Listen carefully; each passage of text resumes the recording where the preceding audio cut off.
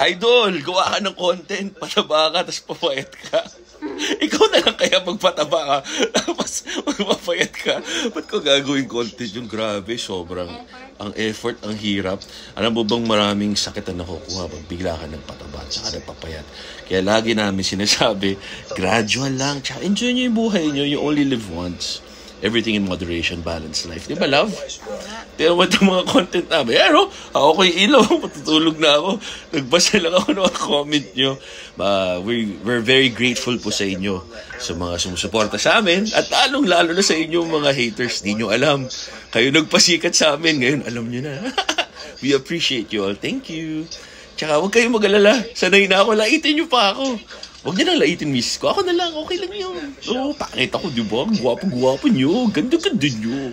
Kayo na magaling mag-rap. Ang sarap. Tama kayo? You're not your doctors.